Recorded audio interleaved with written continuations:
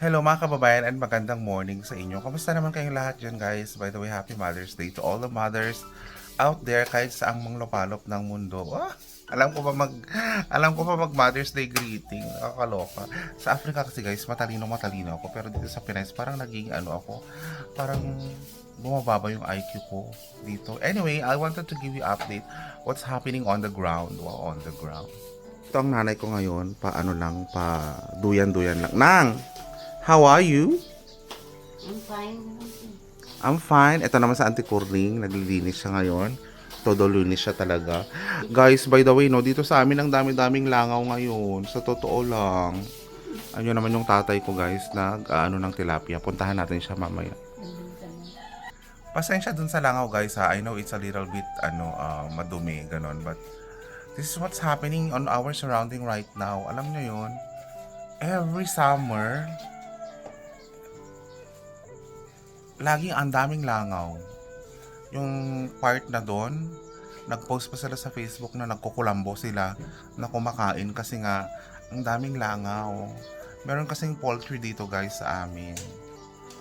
Tapos nag-harvest yata sila ng mga manok. And you know, manok, it's one of the sources ng mga langaw ganyan. So definitely ang dami. As in, so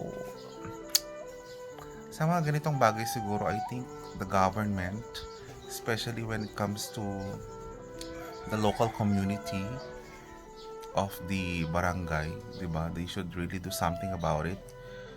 Okay, kasi it's a big problem. O kasi it can cause diseases and sickness. Eh sino bang magbabayad ng bill mo sa hospital kapag magtae ka? Kapag magsuka ka, is it them? No, definitely it's you. So, sa mga punong barangay naman natin dyan, and of course the rest of the Kagawad, I do really hope you watch this video. This is not a video of, binabastos kayo or something. Okay, it's one way of asking you guys that you should do something about it. O, wag naman yung laging pa-video okay na lang tayo dyan, di ba? There's an issue here that need to be addressed. Diba? Araw-araw ganyan. And, ang daming bata dito, guys. Dito sa amin. Tanungin natin sa Auntie Corning. Auntie, marami bang langaw sa inyo? Oo, dami. Ang daming langaw. Nakakatikas din eh. Bumili ka rin ng ganyan? Oh. Grabe. Ang daming langaw. Wow, grabe. Ang sipag. Dito talaga winawalis. Wow naman. Pati nakukuha lahat. Wow naman. Oh, nanay. Oh, ang sipag ng nyo. Helper nyo sa Auntie Corning. Habang siya, maghihintay maligo. Oh. So, actually sa Auntie Corning, siya na rin yung nagpapaligo kay nanay, nagpapaihi kay nanay. No? Kulang na lang papakain, kulang na lang sabunin ang puwit ni nanay. Sabi, mga kardante ay pabili gloves sa pawa. Pabili ng gloves para ikaw nang magpawpaw sa kanya. Nako. Nay, anong masasabi mo dun, Nay? Okay ba sa'yo yun? Hindi na. Oo, nahiya din naman si nanay. Oo. Matanda na ngayon. Oo, kahit matanda. I think, Eh, oo, may kamay daw naman siya. Malakas pa. Oo, malakas pa. Pero pag hindi na malakas, talagang gusto niya. Oo. Pag kailangan mo ng assistance, ayan, i-assist ka na Auntie Corning. Guys, sa mga nagsasabi pala na hindi nasakop ng trabaho na Auntie Corning si nanay. Actually, let me just tell you about it. Kasi nga, yan yung one priority kasi niya eh. Oo. Usually, ang mga sahod lang ng mga kasambahay, usually 5,000, 6,000, gano'n, diba? So,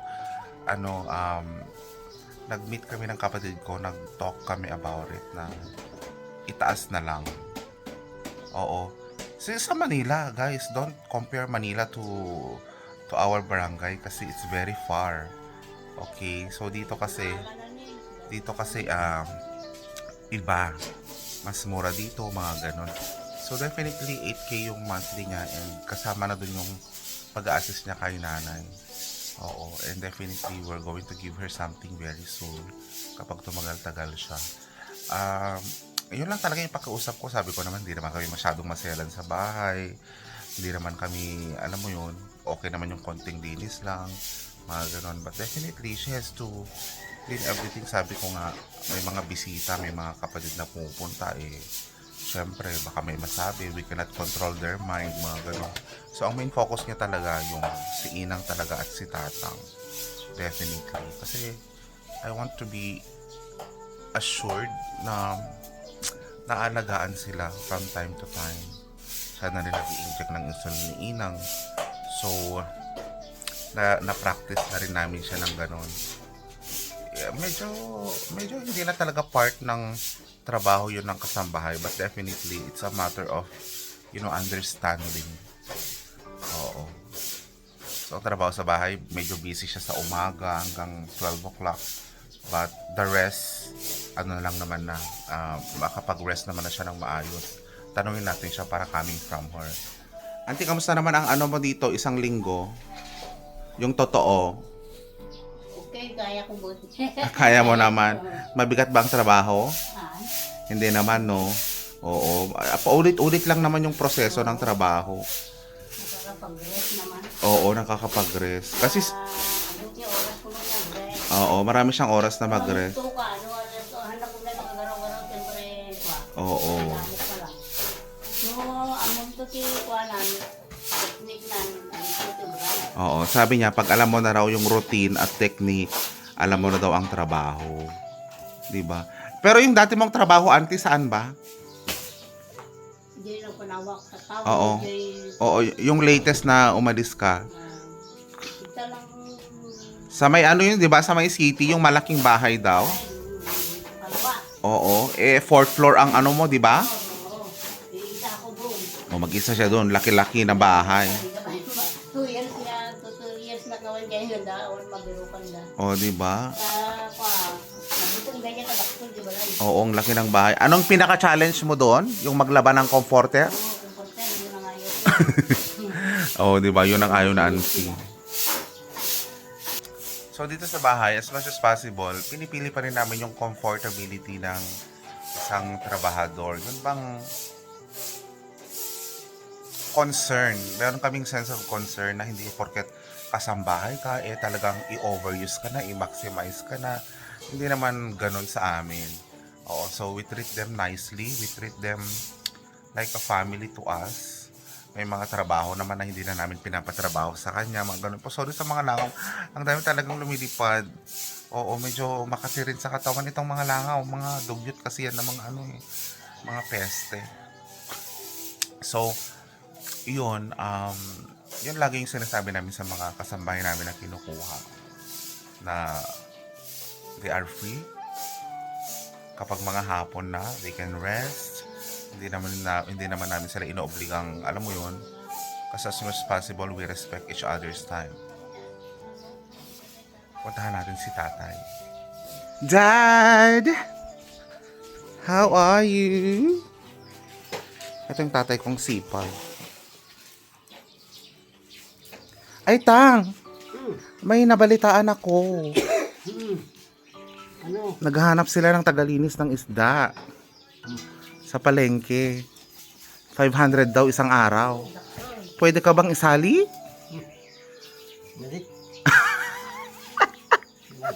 Ayaw daw niya. Bakit? Mukha ka namang magaling mag-ano ng isda. Ayaw mo? Wow. Ilang kilo yan? 2 kilo yan. In-order ko yan. Oo. Mas mura nga ngayon 320 yata nung nakaraan. Ngayon 310. Ilang piraso yung tilapia mo? Mukhang 5 piraso. 5. May sadwa, 3, 4, 5, 6. 6. 6. Ang galing ng tatay magbilang. Ito kasi guys, ito na yung pang-ulam nila ng 1 week. Oo, 1 week na yan na ulam nila. So, they are always eating tilapia and chicken. Minsan galunggong, ganun, pag walang tilapia. Minsan hito. Ayan. Galing mo, Tang, no? Ang galing.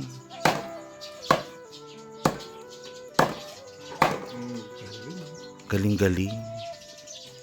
Pwede ka na mag-asawa ulit.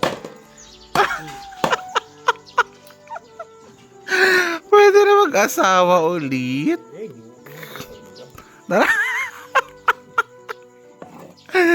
Kilig na kilig yan. Nakatatang ha. Oh, ang galing niya guys. Oh. Maliit? Oh, pero madami naman. Yan naman yung gusto nyong size. Ni? Okay na yan. Okay na yung ganyang size. Ang tataba nga eh. O, iwanan na kita. Maligo siya ngayon? Oo, nagpainit na sa auntie ng tubig mo nang. Maligo ka mamaya. Anong oras ka maligo? Alas 8 na. Alas 8, alas 8:30. Damdaman latan niya. Okay pakiramdam na auntie latan. Bagam to kanyak tiyan, kung may dirit namon niya. Oo. Sabihin mo daw kay auntie kung maligo ka na. Medyo may dirit namon na. Nga bigusun. Ngayon maaga pa kasi. So far hindi naman namamanas ang nanay. Wala naman ako nakikita. Okay naman. Kailan ang next check up mo nang? May 29. May 29. Samahan kita mag-check up kasama rin sa Auntie Coring. Sa check up. So after check up, saan tayo kakain? Nang? Inasal. Oo, di ba? Oo, para makatikim ka rin ng inasal kasi ang tagal mo nang hindi nag-inasal. So yun guys, ang next schedule ni nanay, May 29. And favorite niya kasi yung inasal. Nagaganahan siya kumain kapag kumakain siya ng barbecue chicken. Oo. So guys, dyan na muna nag-end yung ating vlog for today. So, mamayang hapon, i-watch nyo yung pagtawag natin kay Papa Ture. Kamustahin natin siya. Sana sagutin niyo yung tawag natin kasi natagal na rin hindi kami nag-uusap. Ano ko yung pakiramdam na mag-uusap ulit kami kung sakali. Watch yun guys. Thanks. Bye.